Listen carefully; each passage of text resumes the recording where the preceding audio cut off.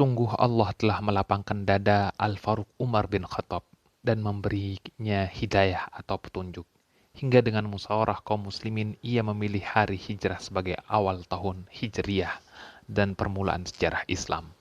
Di sini muncul sebuah renungan. Peringatan hijrah telah menjadi pemisah antara satu tahap waktu dengan tahap lainnya. Karena ia menandai akhir dari tahun yang berlalu dan awal tahun yang baru. Pada saat inilah seorang muslim seharusnya berdiri sejenak untuk melakukan muhasabah dan introspeksi diri. Meninjau catatan amalnya di tahun yang lalu, membersihkannya dan menutupnya, lalu menyusun rencana untuk tahun yang akan datang, mengambil manfaat dari pengalaman yang sudah dijalani, mengambil pelajaran dari peristiwa yang telah lewat, bertaubat dari kesalahan yang dilakukan, serta bertekad untuk menempuh jalan keberhasilan dan petunjuk. Yang menakjubkan, hijrah itu sendiri memang merupakan pemisah antara dua zaman. Zaman Mekah, ketika kaum muslimin tidak memiliki kekuatan, negara, ataupun masyarakat, yang mereka dapatkan dari para penguasa musyrik hanyalah siksaan dan cobaan. Yang kedua, zaman Madinah, yang menjadi tempat pertolongan dan pusat kepemimpinan di mana kaum muslimin memiliki negara, masyarakat, dan kekuatan.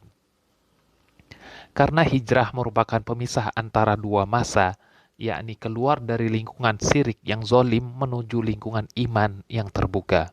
Rasulullah Shallallahu Alaihi Wasallam dalam perjalanannya berdoa, yang artinya, Ya Tuhanku, masukkan aku ke tempat masuk yang benar, dan keluarkan pula aku ke tempat keluar yang benar, dan berikanlah kepadaku dari sisimu kekuasaan yang dapat menolongku. Rabbi adkhilni mudkhala sidq wa akhrijni mukhraja sidq waj'al li min ladunka sultanan nasira. Hijrah pun menjadi pembeda antara dua fase penting dalam kehidupan kaum muslimin terdahulu.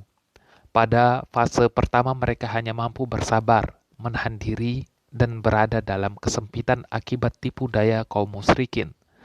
Pada fase kedua mereka beralih menuju pembelaan diri, jihad penegakan keadilan, pembangunan dan pengembangan umat.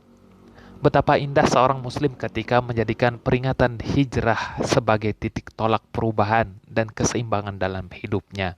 Berpindah dari keadaan yang tidak ia ridhoi dalam jalan hidup yang tidak ia sucikan menuju keadaan baru yang lebih tinggi, lebih kuat, lebih bersih dan lebih diridhoi Allah.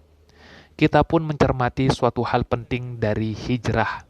Rasulullah Shallallahu Alaihi Wasallam tidak pernah menyia-nyiakan usahanya dalam menyiapkan segala sesuatu yang dapat dipersiapkan untuk menyukseskan hijrahnya. Namun, meskipun beliau telah berusaha semaksimal mungkin, semua persiapan itu pada hakikatnya tidaklah berarti tanpa pertolongan Allah. Beliau Shallallahu Alaihi Wasallam berangkat dalam hijrahnya tanpa pasukan yang melindungi, hanya ditemani seorang sahabat. Tidak ada meriam ataupun bom yang membentenginya. Beliau tidak berlindung dalam benteng kokoh, melainkan di sebuah gua terbuka. Tidak ada tank yang mengawalnya, melainkan seekor merpati dan seekor laba-laba yang muncul di pintu gua. Beliau pun tidak menggunakan pesawat ataupun kendaraan modern, melainkan hanya 2 ekor unta, satu miliknya dan satu milik Abu Bakar. Apalah arti semua sarana yang bisa dilakukan dari sedikit dan sederhana itu?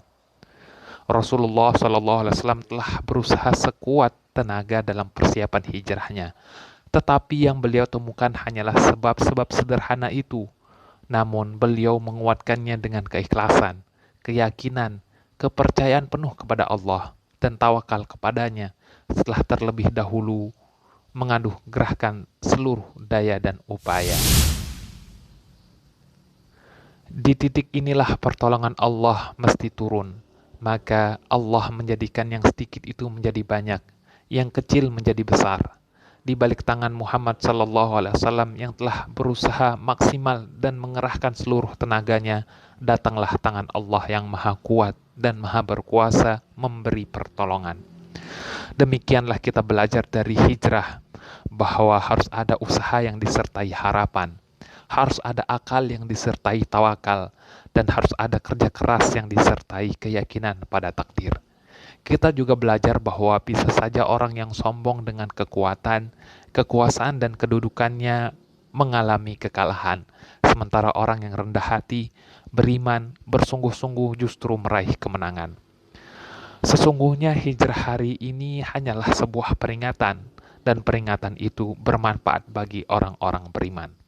Dan bila Rasulullah yang jujur dan benar lagi terpercaya Sallallahu Alaihi Wasallam telah bersabda tentang hijrah yang dikenal dalam sejarah beliau, tidak ada hijrah setelah penaklukan Makkah atau Fatuh Makkah, tetapi yang ada adalah jihad dan niat. Maka sesungguhnya pintu hijrah rohani dan maknawi tetap terbuka hingga hari kiamat. Rasulullah SAW juga bersabda, seorang muhajir atau yang berhijrah adalah orang yang meninggalkan apa yang dilarang Allah.